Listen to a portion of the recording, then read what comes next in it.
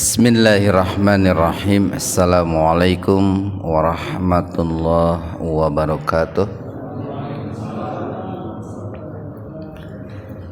Innal hamdalillah nahmaduhu wa nasta'inuhu wa nastaghfiruh wa na'udzu billahi min syururi anfusina wa sayyiati a'malina.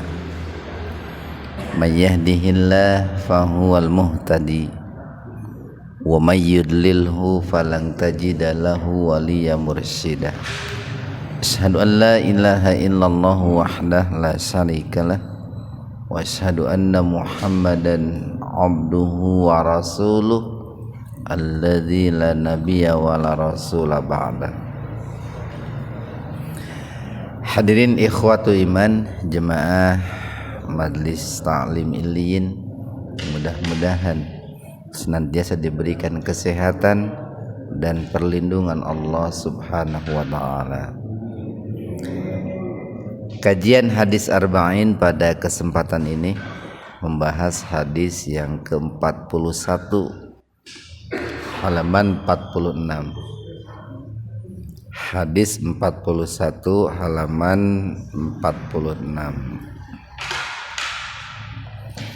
An Abi Muhammad, dari Abu Muhammad.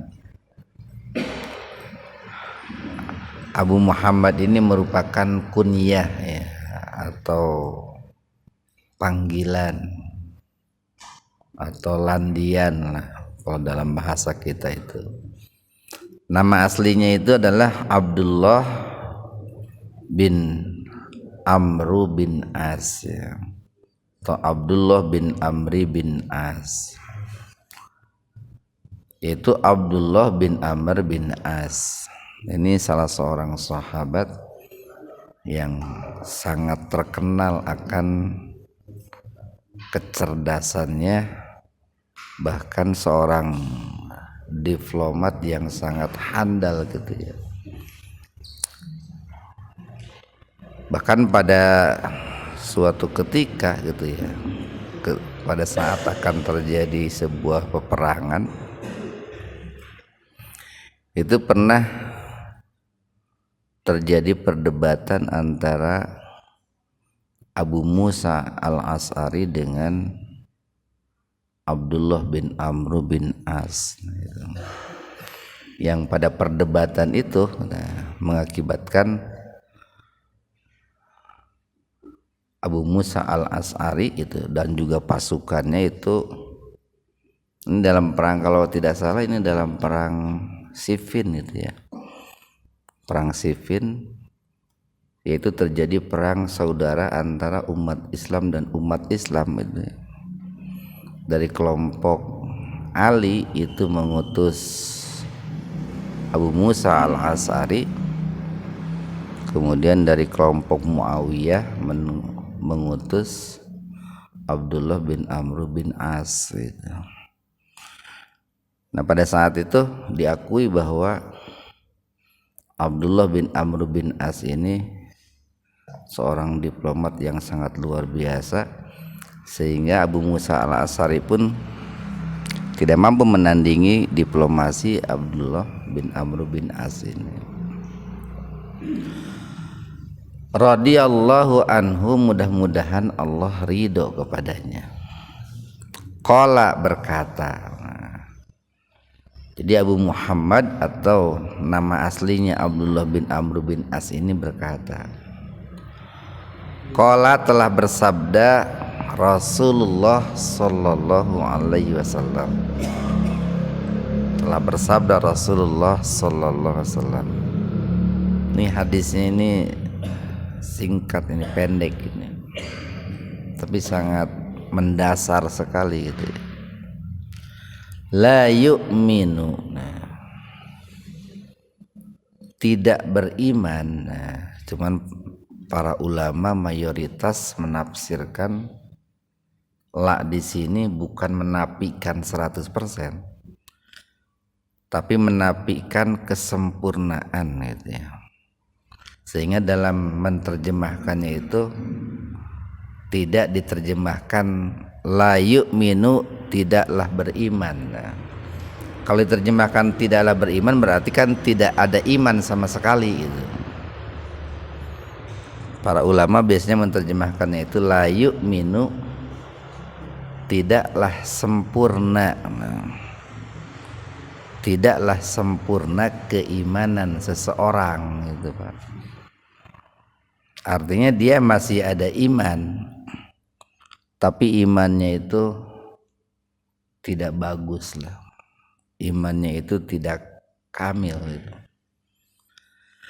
La yu'minu, tidaklah sempurna ahadukum.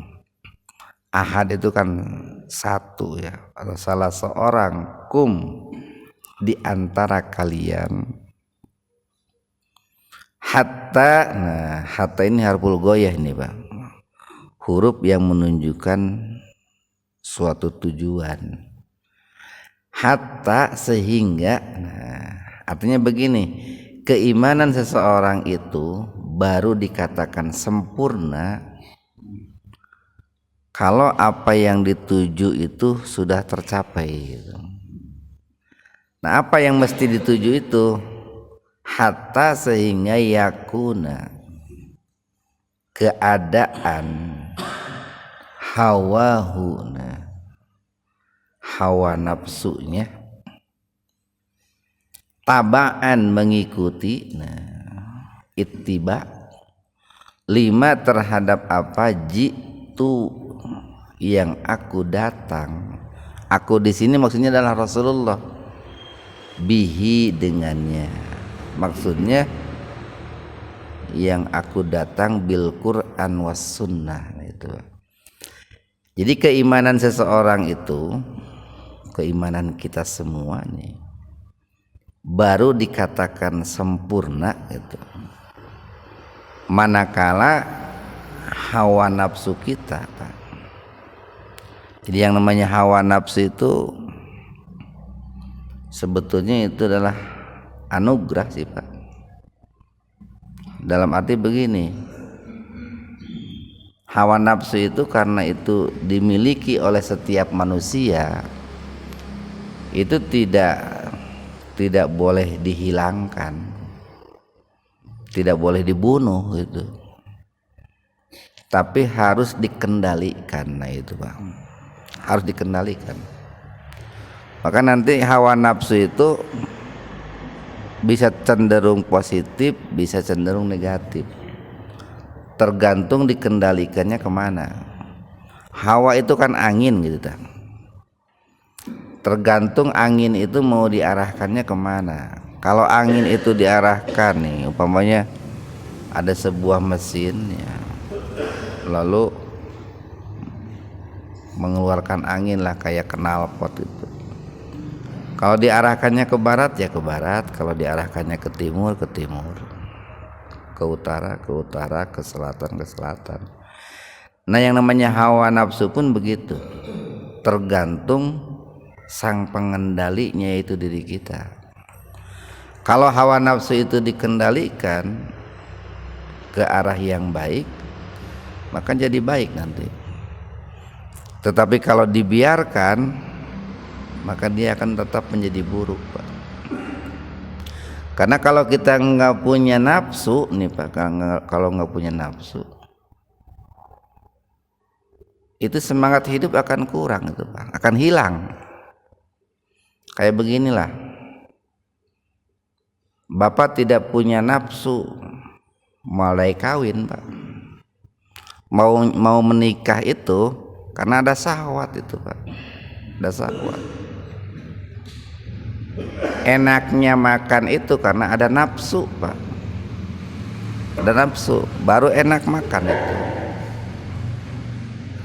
Enaknya tidur itu karena ada nafsu. Kalau nggak punya nafsu mal enak tidur itu.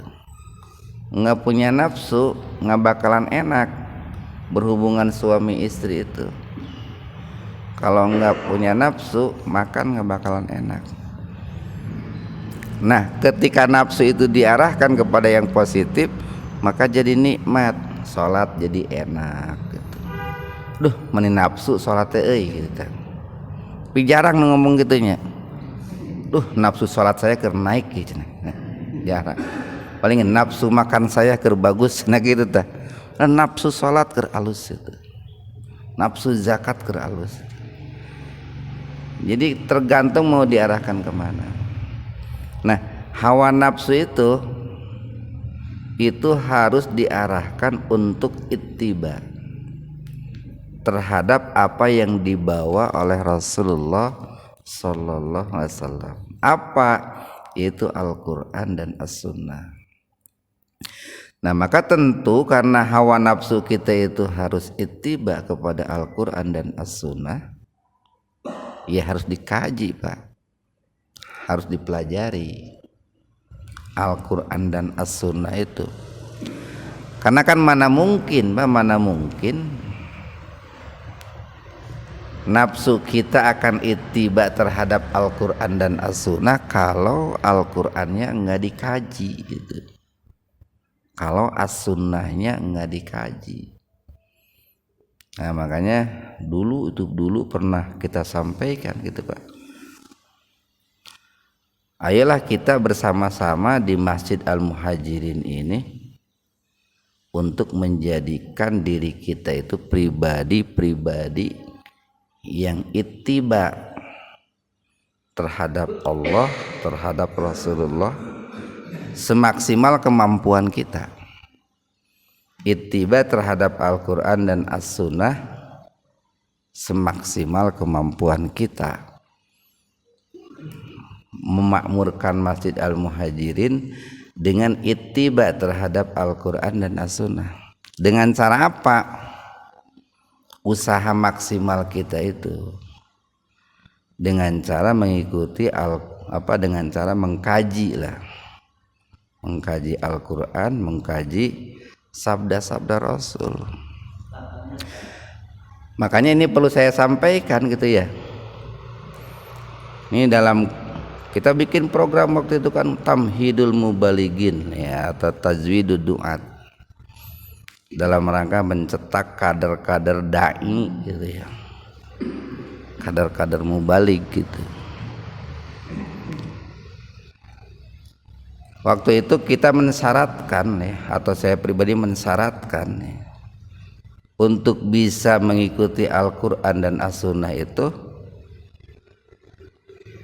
untuk para jamaah, para pengurus masjid nih, para pengurus Masjid Al-Muhajirin, terutama para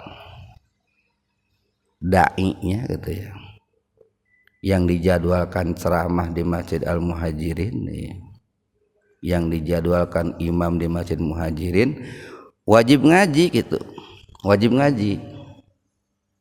Makanya orang-orang yang nggak ngaji terus terang dia saya coret itu Pak. Saya harus tegas di sini. Kenapa saya coret? Ya bagaimana tuh bisa memakmurkan masjid kalau dirinya sendiri tidak mau memakmurkan masjid. Jadi konsep kita itu terintegrasi, kita harus mau mendengar dan harus mau memperdengarkan gitu. Jadi bapak-bapak jangan selamanya hanya ingin memperdengarkan tapi nggak mau mendengar gitu, dan jangan selamanya mau mendengar tapi tidak mau memperdengarkan. Jadi kalau saat ini nih bapak-bapak mendengarkan saya, di lain waktu saya harus mau mendengarkan bapak-bapak gitu. Itu konsep kita begitu. Sehingga semakin hari jamaah itu semakin banyak gitu.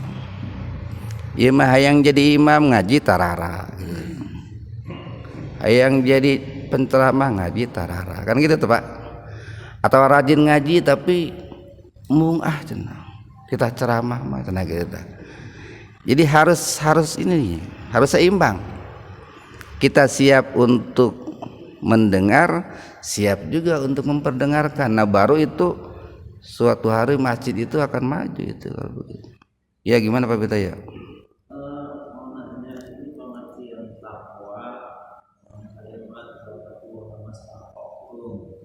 Ya.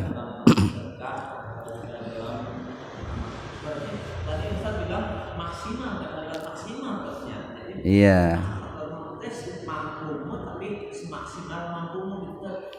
Iya. Ya kayak tadi, ittaqullaha mastata'tum gitu. Bertakwalah kalian semaksimal kemampuan kalian. Karena kalau tidak demikian nanti akan asal-asalan gitu. Kalau dalam pembahasan yang kemarin itu jadi tafrid, Pak. Jadi ada orang itu yang ifrat berlebihan itu, ada yang tafrid sangat kurang gitu. Nah, kalau tidak dimaksimalkan, ya biasanya orang itu ala kadarnya gitu. Semau dewe lah kalau bahasa ieu mah. Nu penting mah salat gitu. Nu penting mah zakat, tapi tidak ada upaya untuk memaksimalkan salat dalam arti kehusuannya, tumakninahnya, ketepatan waktunya dan lain sebagainya.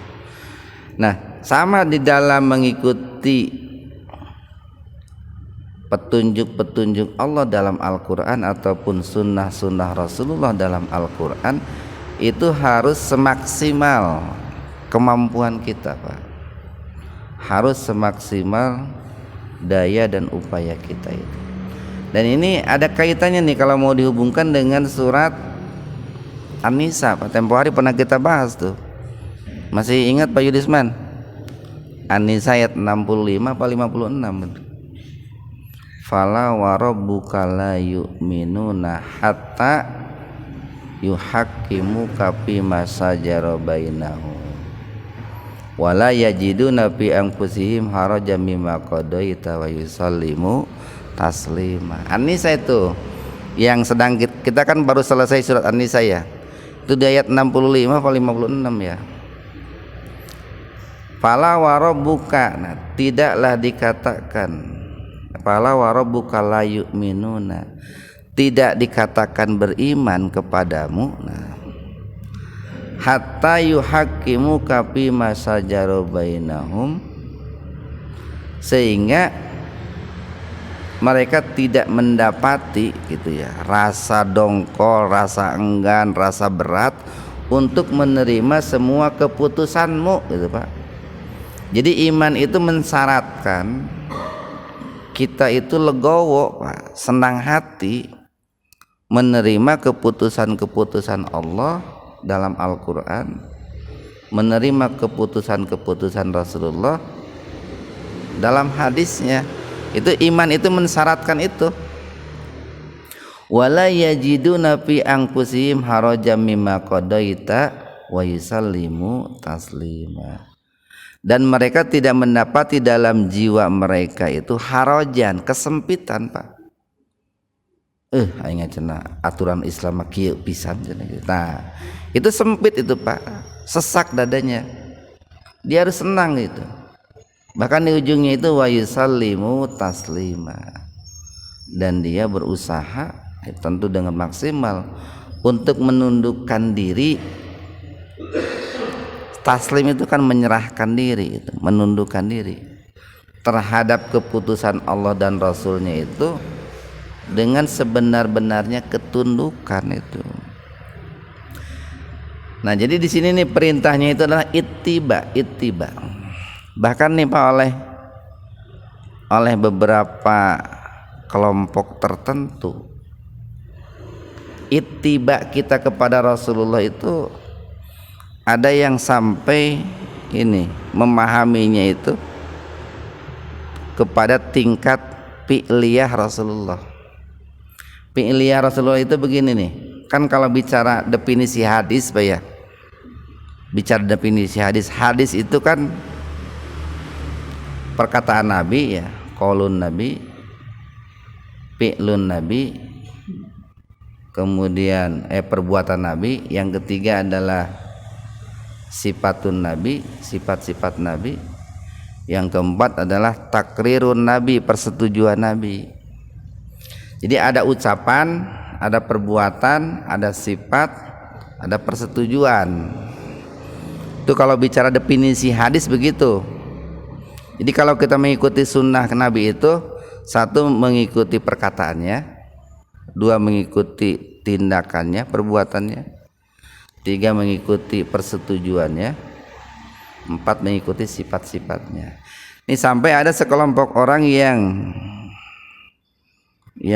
apa ya, yang punya pemahaman bahwa yang disebut dengan mengikuti sunnah itu mesti mengikuti fi'liyahnya Nabi, perbuatan Nabi. Jadi kalau Nabi mendiamkan, dia tidak mau, tapi harus Nabi melakukan. Ada yang sampai ke situ pemahamannya itu. Iya, Nabi mendiamkan itu, tapi Nabi tidak melakukan gitu. Iya, Nabi menyetujui, tapi Nabi tidak melakukan. Nah, maka dia tidak mau melakukan hal-hal yang disetujui oleh Nabi, tapi Nabi tidak melakukan. Ada yang sampai ke situ, Pak. Tuh kalau saking hati-hatinya lah dia. Kayak begini nih, Pak nih. Saya berikan contoh.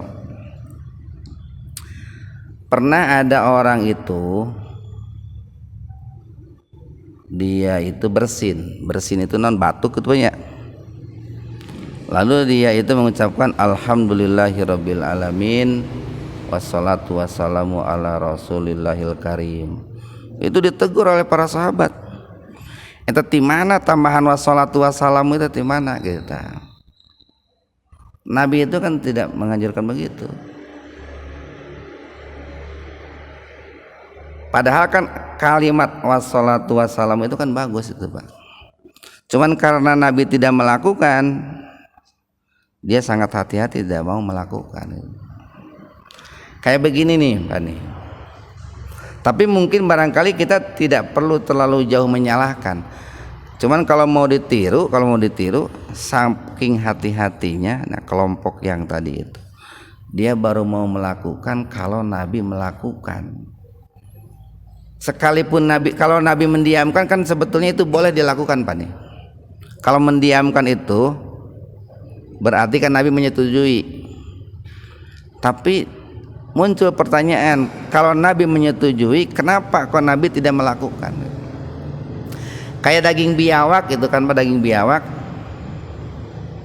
itu kan tidak diharamkan oleh Nabi, tapi kenapa Nabi enggak makan gitu ta? Karena Nabi enggak makan, sekalipun Nabi enggak mengharamkan, dia tidak mau makan, Pak, gitu. Dalam hal-hal ibadah pun seperti itu. Contoh begini nih, saya sering melihat nih, ada orang itu kalau mau adzan itu, a'udzubillahi minasyaitonirrajim, bismillahirrahmanirrahim, innallaha malaikatahu yusholluna 'alan nabi ya ayyuhalladzina amanu shollu 'alaihi wasallimu taslima. Eta kan bagus kalimatnya, Pak ya. Bagus itu, Pak. Tauhid, bismillah, sholawat. Cuman pertanyaannya, Nabi melakukan enggak? Nah itu, Pak. Pertanyaannya, Nabi melakukan tidak gitu ta. Kalau Nabi tidak melakukan, kalaupun mau gitu, kita mau melakukan, tong ditarikeun, Pak, itu teh. Dalam hati aja. Kenapa? Karena ketika ditarikeun nanti akan mengundang kontroversi itu. Sekali lagi, akan mengundang kontroversi itu. Kenapa? Karena dalilnya tidak ada kan gitu. Dalilnya tidak ada. Nah, ada orang itu sampai ke tingkat itu. Nah, ini kalimat ini bagus, tapi kan Nabi tidak melakukan. Ada seperti begini nih, Pak Pitoyo itu umpamanya astagfirullahaladzim gitu ya. La haula wala quwata illa billah. Atau Pak Pitoyo mengucapkan, ada orang bersin menjawabnya itu yarhamukallah, a'udzubillahi minasyaitonirrajim. Tak kalimat a'udzubillahi minasyaitonirrajim itu di mana gitu ta. Padahal kalimatnya bagus itu. Cuma Nabi dulu waktu menjawab yarhamukallah itu pakai a'udzubillahi minasyaitonirrajim apa tidak gitu ta. Nah, itu ada orang yang memahaminya itu atau mempraktekannya sampai ke situ. Dia tidak mau melakukan sekalipun oleh Nabi didiamkan. Dia tidak mau melakukan sekalipun oleh Nabi diucapkan, Pak. Nabi mengucapkan nih, tapi Nabi tidak melakukan. Berarti nih Nabi itu punya pilihan yang paling ideal, Pak. Nabi mendiamkan, Nabi mensetujui, tapi Nabi tidak melakukan, berarti Nabi itu punya pilihan yang paling ideal. Kayak beginilah, kita kan sering begini. Pamannya bapak-bapak jalan-jalan dengan keluarga gitu ya. Jalan-jalan dengan keluarga. Lalu mampirlah ke sebuah rumah makan itu, mempersilahkan makan kepada keluarga. Nah, bapak-bapak itu memilih salah satu makanan atau minuman, tapi tidak menyalahkan kepada anak istri bapak untuk mengambil makanan dan minuman yang lain selama halal kan gitu tak. Nah, kalau posisinya bapak-bapak itu sebagai nabi, maka pilihan bapak-bapak itu adalah pilihan yang paling ideal. Saya mengambil makanan ini, saya mengambil minuman ini, walaupun tidak menyalahkan kepada keluarga Pak itu. Nah, ada orang yang memahami sampai di situ. Sekalipun Nabi tidak menyalahkan, Nabi itu menyetujui mendiamkan, tapi dengan tidak dilakukan oleh Nabi, dia tidak mau melakukan. Nah, itu untuk apa ya? Untuk merealisasikan hadis ini, untuk mencapai kesempurnaan iman itu. Nah, di kita kan seringkali hal-hal yang barangkali kurang jelas landasan hukumnya itu dilakukan secara frontal Pak, atau secara berlebihan, sehingga dalam ibadah itu perlu diperhatikan juga ini Pak nih. Dalam ibadah itu kita perlu memperhatikan kesolehan sosial. Bagaimana memperhatikan kesolehan sosial nih? Jangan sampai ibadah kita itu karena berlebihan Pak. Mau kita bagus nih, berlebihan. Dalam arti berlebihan itu melewati apa yang dicontohkan oleh Nabi. Tapi kalau itu sampai terlihat, terdengar oleh orang lain, itu malah menimbulkan reaksi-reaksi yang kurang bagus. Jadi akan menimbulkan reaksi dari orang lain yang kurang bagus, sehingga terciptalah kegaduhan itu, terciptalah ketidaknyamanan itu Pak. Makanya kita harus berusaha bagaimana beribadah itu sambil membangun kesolehan sosial. Ini yang kira-kira menimbulkan kontroversi. Contoh nih, prakteknya apa nih? Bagi bapak-bapak yang suka mengucap talafud usolli niat, tong tarik teuing usolina teh Pak, tina hate gitu tah. Tina hate. Kenapa? Karena ketika bapak mengucapkan usolli fardhu duhri, usolli fardhu maghribi, lalu yang di sampingnya itu enggak melafadzkan usolli, itu akan tercipta keretakan itu Pak, dina hate itu. Anu tara usolli entong gancang teuing, tong langsung datang ke tempat sholat langsung takbir, aya jeda lah seetik. Itu sholat dalam rangka membangun kesolehan sosial Pak.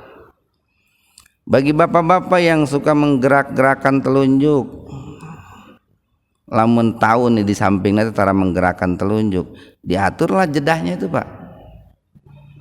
Diatur anaha dalam sekali atahiyat 5 kali itu gerak-gerak telunjuknya gitu. Yang penting kan ada menggerakkan telunjuk gitu. Ayeuna geus tahu nya orang itu sebelahnya cara menggerakkan telunjuk, ayeuna ngahaja dikuirkeun gitu. Atau geus tahu nu di sebelahna sok menggerakkan telunjuk ngahaja dikepeulkeun. Itu kan berlebihan itu. Nah, yang harus dipikirkan itu bagaimana beribadah sambil membangun kesolehan sosial, tapi tidak meninggalkan sunnah Nabi, atau kita tetap dalam koridor mengikuti ittiba terhadap Rasulullah sallallahu alaihi wasallam. Sekali lagi nih.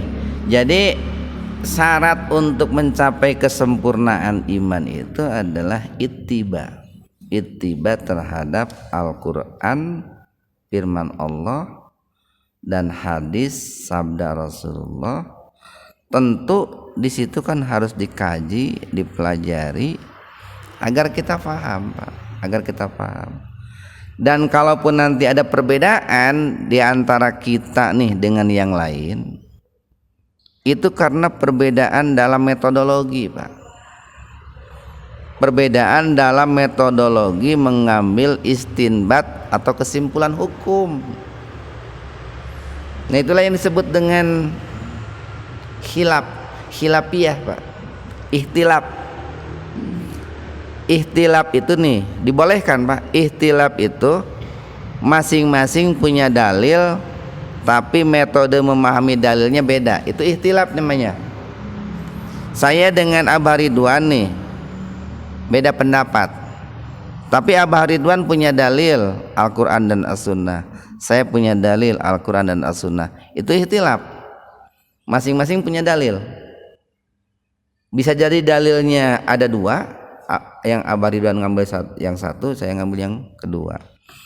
Bisa jadi dalilnya satu, cuman metode memahaminya beda, sehingga melahirkan kesimpulan hukum yang berbeda. Nah itu masih bisa dikatakan ittiba Pak kalau begitu. Kenapa? Dia mengikuti dalil tapi memahami metode memahami dalilnya berbeda. Nah berbeda dengan iftiraq. Iftiraq itu yang satu mengikuti hawa nafsu, yang satu mengikuti dalil. Nah yang mengikuti hawa nafsu yang salah. Ini di sini penting yang namanya ittiba terhadap Al-Quran dan As-Sunnah. Mudah-mudahan ini jadi pencerahan bagi kita semua. Subhanakallahumma bihamdika asyhadu an la ilaha illa anta astaghfiruka wa atubu ilaik. Assalamualaikum warahmatullahi wabarakatuh.